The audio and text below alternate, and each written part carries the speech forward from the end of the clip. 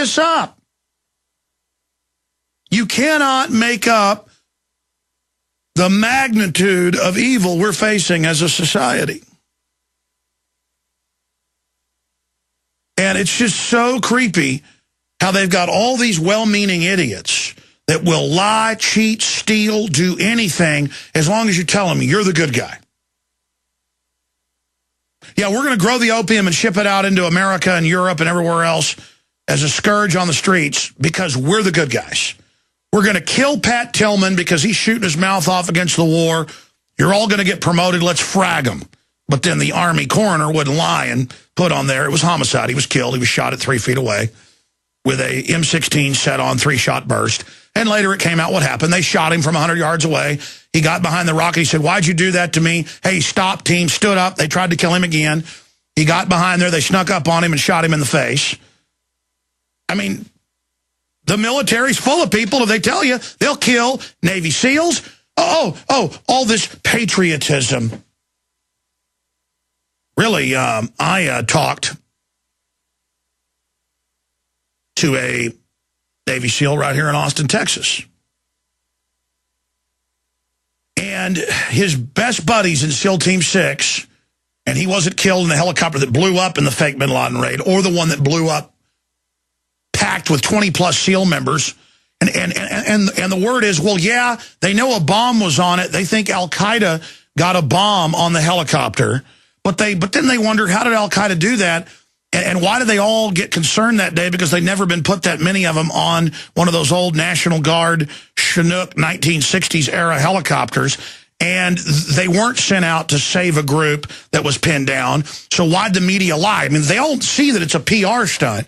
They all knew there were complaints when it happened, and they know there was a bomb on the helicopter, but Al-Qaeda must have done it. Yeah, right. They're at the military base. Al-Qaeda knew that that helicopter was going to have a bunch of Navy SEALs sardined like a game of telephone booth into it, and then it was going to go blow up, and they'd have a fake mission you were going on to be heroes for the public back at home. Kind of like Pat Tillman was charging a hill, fighting Al-Qaeda, going up to the top of the hill,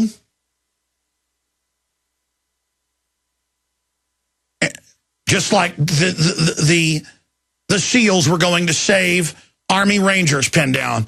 And then it turned out, oh no, it was a resupply effort. Turns out there was no mission. They admit there was nothing. They just said, get on the helicopter and fly to this point, and the helicopter blows up with all of them on board. And the people that investigated it, and the SEALs that are alive, think Al-Qaeda stuck a bomb on the helicopter. Come on, guys. You're so tough. You're so mentally tough. You got it all together. But you're so hyped up in this little cult of serving the New World Order that you don't see you're used like garbage. Our military, you could say what you wanted about it, but pre-1990, they wouldn't let anybody use depleted uranium. Nobody. Because it's a death sentence for everybody that uses it. You might die in a year, you might die in 20, but let me tell you, it's about like smoking 10 packs of cigarettes a day and drinking a gallon of Jack Daniels. I mean, it's going to hurt you bad.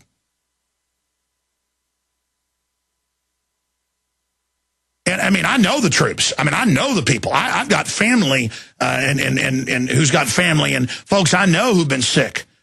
And record numbers dying and birth defects. And so what if Fallujah has 14 to 16 times normal level of cancer and birth defects?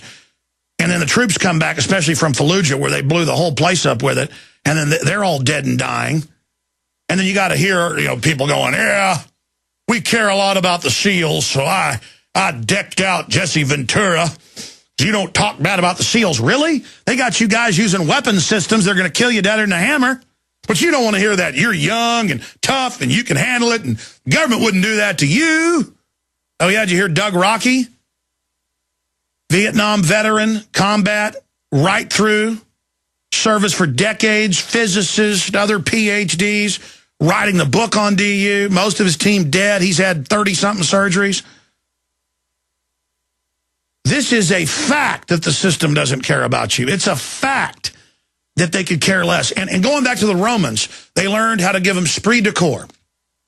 They learned how to say you're the elite of the elite, so they break their backs more than anybody. And the special cohorts the more elite cohorts, and they didn't really have medals then. It was what staff and what eagle they got to carry. And they would do anything. They'd march barefoot, for 3 days through snow because they had the top signets, the top logos, the top banners and flags and pennants that they were carrying. And Napoleon wrote about how men would give their lives and throw themselves on the bayonets for little pieces of metal and cloth. He was the one that really deployed medals. Medals. I mean, it's a joke. It's a joke when those medals are for empowering a corrupt empire, empowering a corrupt New World Order, while your own homeland, using a fascist Nazi term, by the way, the black uniforms, the Nazi terms, they're adopting all of the fascistic regalia, all the symbols. They're not hiding from it. And then they take the dead and dying veterans' death benefits they've paid for. And, oh, that's not patriotic. Don't talk about it. Dr. Doug Rocky didn't want to talk about it on air, but I got him to. And he gets all these hundreds of calls a week, and he calls the local VA. They won't help. He calls the local Veterans of Foreign Wars. He calls the local veterans groups, and they just go, nope, we're not going to help take that veteran to the VA. Well, he's in a wheelchair now. He's been back from Iraq for 2 years, and he's a staff sergeant, and he's bleeding out of his gums and out of his hind end, and I can't take all these people. I'm taking to these guys 3 or 4 days a week, and I'm real sick myself. Can you just give me some people to help me? The VA won't come pick them up. They can't. They're overwhelmed. And I heard of this on the news today, that there's so many troops coming back now, the VA can't handle it. And you call the veterans groups up, because they're all the guys that were, in the military when there weren't wars or whatever, and they're all just kind of sitting back drinking beer. They're like, you want us to go take somebody into the VA or try to get a medical treatment? No, I'm going to drink some beer and sit there and call people ragheads and Hajis and watch Fox News. Like, I saw the comments on the New York Post and places, and it's all like, how great. He's right. They are savages. Kill them all. They're going to kill your pension fund. They're going to kill your bank account. They're going to kill the value of your dollar. They're going to take your house when it's paid for. They're going to bring you into a hardcore depression. You think the New World Order is just going to kill some brown people under 15 years of sanctions, 1 million of them that starved to death or died from medical issues? I've talked to the real troops that came back. They said most of those people are so debilitated that every once in a while, if you killed their family, they'd go dig up an AK-47 and try to shoot you, and then it's called an insurgent. All the disease, the sewage running down the streets, the people starving to death. And any time the contractors come in, it was later confirmed, and mow down a bunch of innocent people. It's now been confirmed in federal documents, Blackwater people running around the streets on cocaine, naked, shooting up apartment buildings and cars. And we have videos of similar stuff. And then the people get mad and rise up against it, and so the entire U.S. military lines up and levels the city, and they got snipers racking up their record kills. Well, yeah, because in World War II and Vietnam, they're actually fighting an enemy that shot back. Actual soldiers, actual warriors. It wasn't a bunch of starving people running around with drones and sword robots going in and just carpet bombing everything and heavy artillery leveling. And what, maybe 1,000 people out of tens of thousands decided to stand up? And it's just anybody moving in an area, shoot them. And it's like, oh, it's legendary. We can sit here in an office building and shoot people all day. Oh, it's so manly. Meanwhile, you don't care about those Hajis? Well, the New World Order doesn't care about you. And so, and I know you're listening and laughing right now. You're 30 years old or whatever, or you're 25, and some of your buddies are kind of sick, but whatever. Yeah, that's what they signed up for. And, the VA will take care of them. You don't know why your buddy's kidneys are failing or why there's blood coming out of his gums. Or, yeah, your buddies did just have a baby girl, and her eyes are in the wrong spot, and she's got holes in her heart, and and only got half a kidney. But you know what? So what? Shut up, Alex Jones. You're not patriotic. I know you don't care about anybody because you're a tough guy. But a few years down the road, you're going to go in and get diagnosed with that cancer when you're 35 or 40. And then they're going to cut your chest open and go in there and remove one of your lungs. And you get to have all that fun because it really gets the lungs. You guys are really looking forward to some lung cancer. Those little Hajis got to die real quick. Of course, now they get to have all the deformed children, and people make jokes about that. I've seen the websites that post the photos of the horribly deformed children. I see people making jokes about them going, good, let the Hajis die. Oh, well, your kids are going to be popping out like that, too.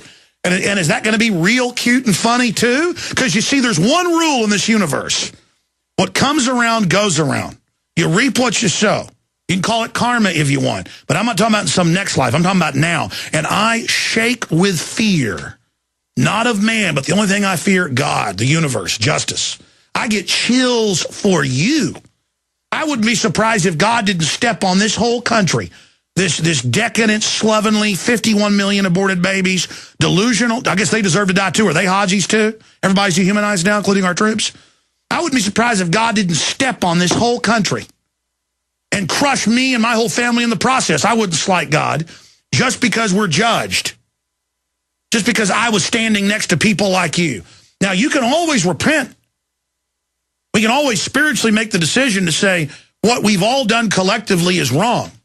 But no, we're going to wear black uniforms and skull hats and act real tough and, gee, I'm really good. I shot women. I'll do it again. They're savages. They like to scare people. I scared them. I like to scare people. It's weird. In his book, he's like, I like to scare people. And he's on O'Reilly. He's like, I don't like to kill people who want to scare people. All right. They're not shutting down any military, folks. They're getting ready for the next big terror attack. So they can say, well, we were going to cut the military, but now we can't. I've seen it scripted. It's a formula. It's all coming up. Stay with us. You know, our criminal government staged the Gulf of Tonkin to get us into Vietnam, killed 58,000 Americans, wounded over 300,000. They treated those vets like dog meat. I don't mean the hired hippies that were hired to spit on them to make people hate peace movements. I don't mean that psyop. I mean the VA and the rest of them.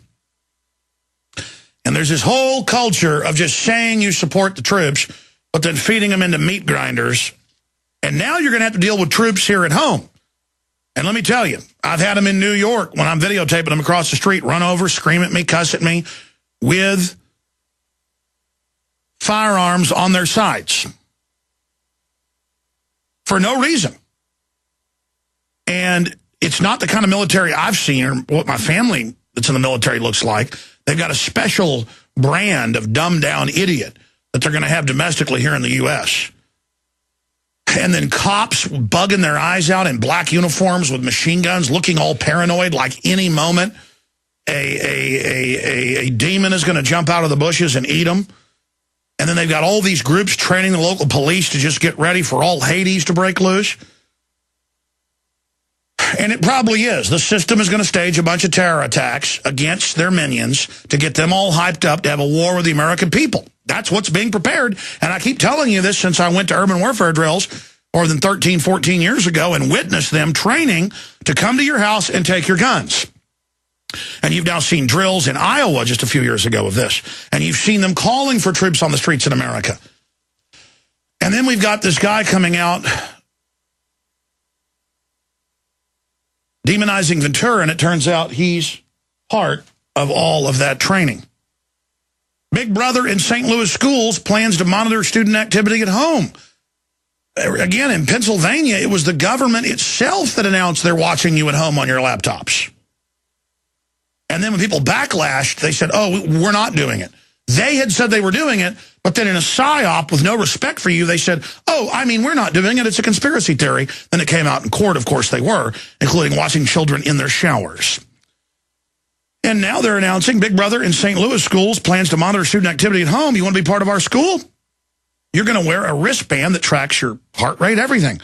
Elementary schools in Missouri plan to use wristwatch-like devices called polar active monitors to surveil children, not only at school but also at home. Because we're the good guys. We're going to kill Pat Tillman because he's shooting his mouth off against the war. You're all going to get promoted. Let's frag him.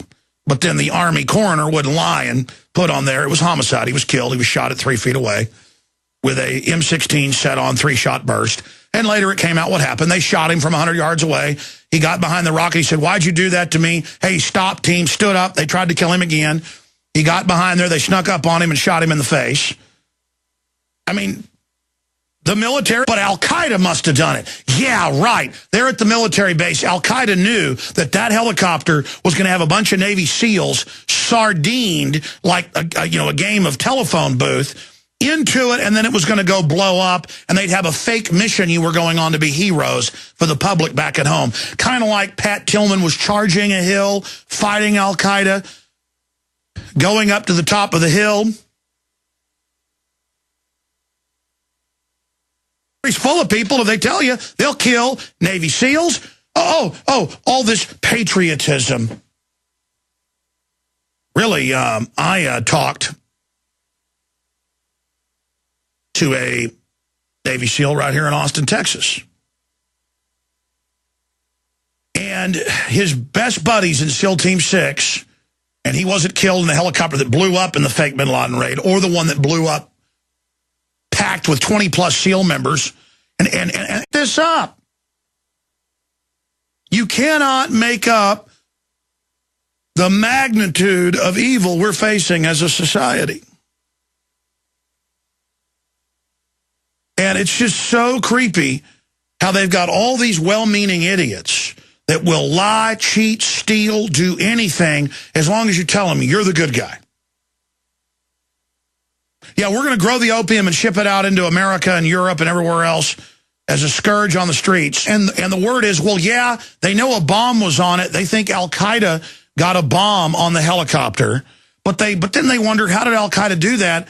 And why did they all get concerned that day? Because they'd never been put that many of them on one of those old National Guard Chinook 1960s era helicopters. And they weren't sent out to save a group that was pinned down. So why'd the media lie? I mean, they all see that it's a PR stunt. They all knew there were complaints when it happened. And they know there was a bomb on the helicopter.